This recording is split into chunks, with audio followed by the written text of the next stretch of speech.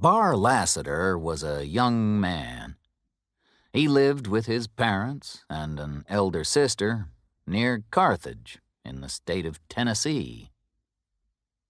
The Lassiters were simple farmers. Their farm was small, and the family was poor. They did not have enough money to own slaves. But although they were poor, the Lassiters were never hungry. They grew enough food for themselves. When the Civil War began, Barr was 22 years old. The war divided many families. Children disagreed with their parents and grandparents. Nieces and nephews disagreed with their uncles and aunts. Sisters, brothers, and cousins disagreed with each other. Most people in the northern states believed that slavery was wrong. Many Southerners had owned slaves for many years. They did not want the government in the North to tell them what to do. Barr Lassiter supported the Unionists. The rest of his family supported the Confederates.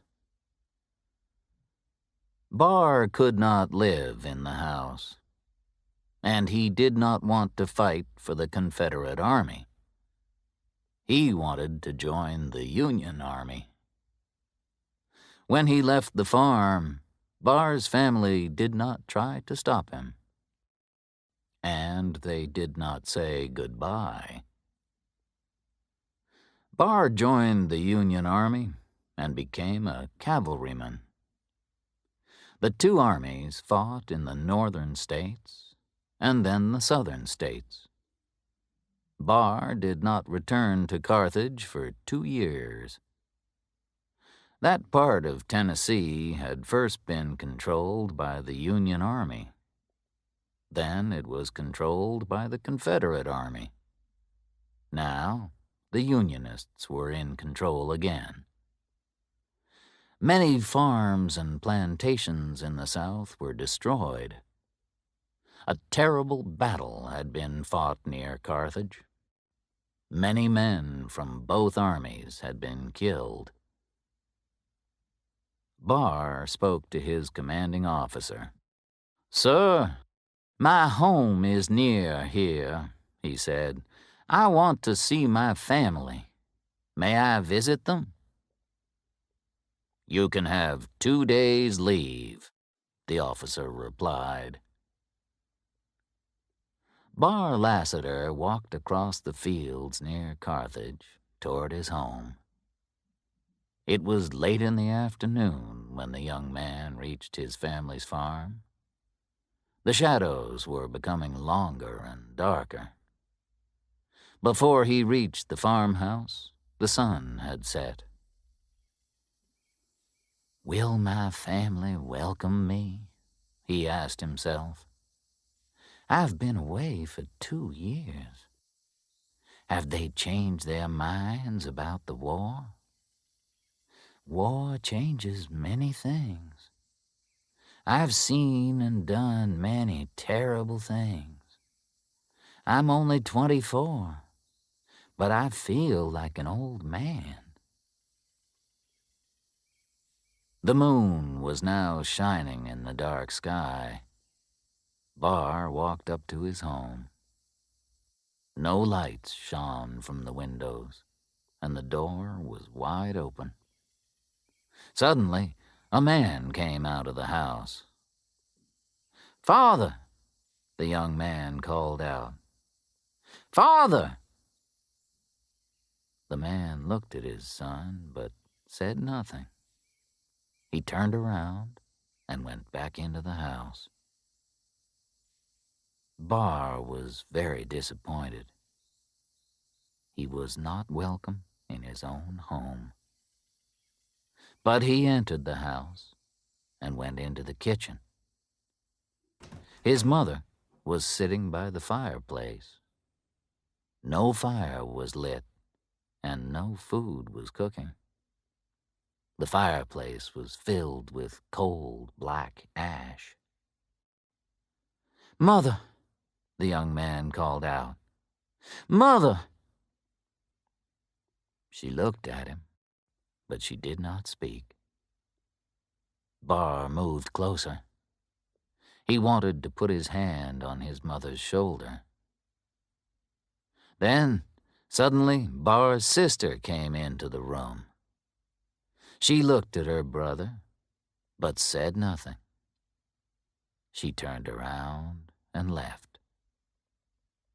Barr turned back to his mother, but she had left the room too. His family did not want him there. Barr walked to the front door and looked outside. The moonlight shone on the garden. The long grass moved slowly backward and forward. It looked as if it was moving underwater. The wind blew, and the trees and their black shadows moved. It was a sad and strange scene. Barr felt tears on his face. He walked back to the army camp. Barr was tired when he awoke the next day. He had not slept well. He had dreamed strange dreams. "Did I walk home?" he asked himself. "Or did I dream about my walk to Carthage? Did my family turn away from me? I'm not sure. I must go back to the farm." He had not walked far when he met his friend, Bushrod Albro. Barr had known Bushrod for many years. They had attended the same school. "I'm going home," said the cavalryman. "I'm going to visit my family." Bushrod looked quickly at Barr, but said nothing. Barr did not notice his friend's silence. He continued talking.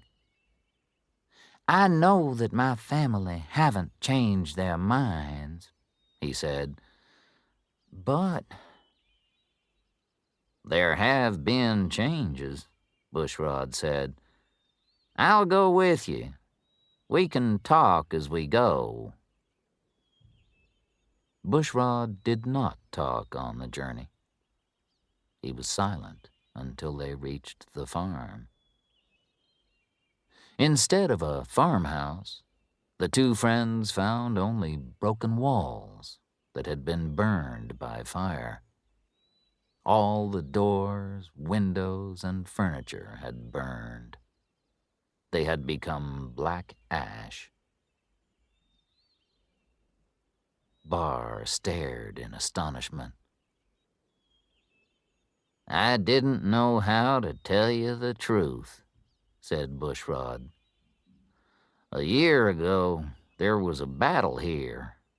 Your house was hit by Yankee shells. There was a fire." "And my family, where are they?" "They're in heaven, I hope," replied Bushrod. "They were all killed when the house was destroyed."